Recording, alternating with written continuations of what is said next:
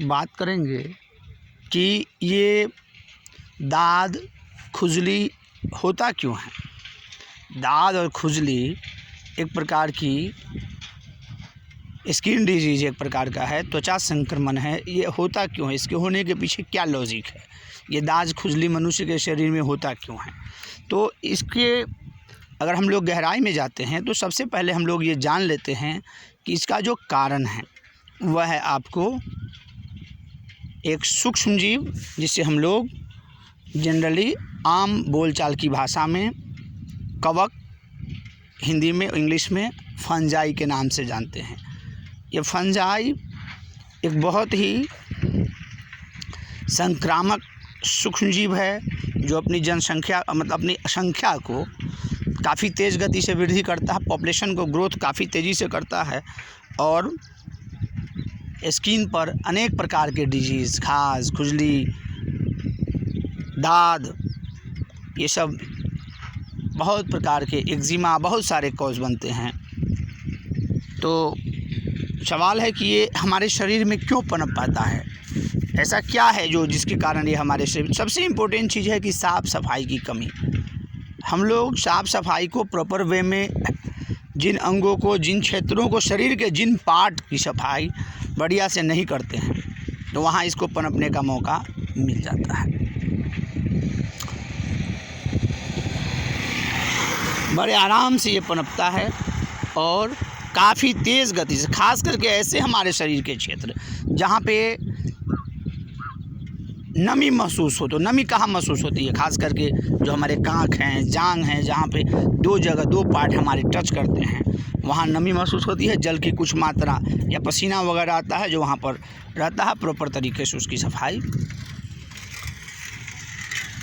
हम लोग नहीं कर पाते हैं। जब प्रॉपर तरीके से सफाई नहीं करेंगे तो उसका परिणाम क्या होना है, उसका परिणाम तो यही होना है कि वहाँ जर्म डेवलप करेंगे। इस जर्म के रूप में डेवलप होने वाला है ये खाज, खुजली, बहुत अनेक प्रकार के ये आपको फंजाई हैं।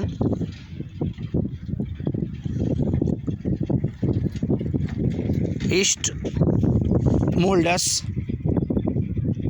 ये सब प्रमुख हैं।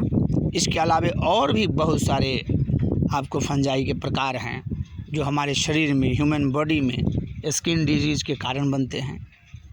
तो बेहतर है कि हम लोग जो फंजाई है उसको शरीर पर पनपने नहीं दे। तो नहीं पनपने देने क्या करना होगा, नहीं, अगर हम चाहते हैं कि ये इन बीमारियों से, खास करके त्वचा संक्रमण से अगर सुरक्षित रहना चाहते हैं तो हमें सबसे पहले ये करना होगा कि हमारे शरीर में जो डेवलप होता है जिन स्थानों पर रेगुलर हमें स्नान करना चाहिए और ऐसे स्थानों को जल को सोख पोंछना चाहिए तौलिया से रगड़ कर। हम अगर साफ करते हैं इन अंगों को और वहाँ पर नमी नहीं रहेगा तो निश्चित रूप से इस प्रकार के संक्रमण नहीं होगा। अगर संक्रमण हो गया है तो उसके लिए आपको अनेक प्रकार की दवाएं जो बाज़ार में, एंटी फंगल डिजीज़ जैसे कैंडिडा भी एक आपको फंजाई है जो बहुत सारी बीमारी को उत्पन्न करता है, तो एंटी फंगल में कैंडिड बी नाम से भी और बहुत सारी दवाएं हैं।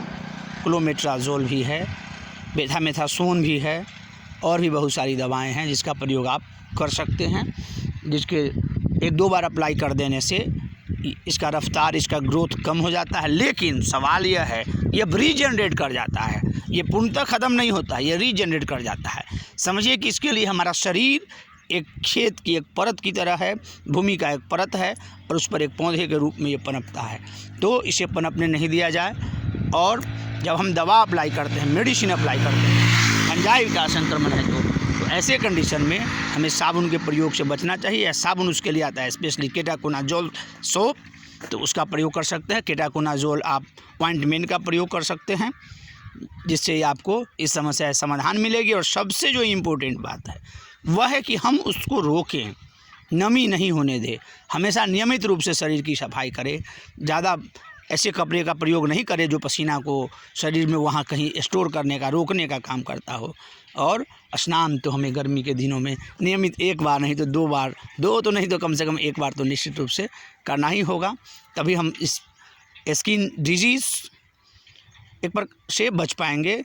ये एक प्रकार का हमारे लिए बहुत कष्टदायक है और ये शर्मिंदगी का कारण भी बनता है। पब्लिक प्लेस पर 10 जगह में लोगों के बीच किसी मीटिंग में, किसी सभा में अगर खुजली होने लगती है ना, तो फिर बहुत समस्या हो जाती है, लोग बहुत शर्मिंदगी महसूस करते हैं। तो बेहतर है कि हम अपने हैबिट को, आदतों को सुधारें और इस प्रकार के चर्म रोग से बचें। धन्यवाद।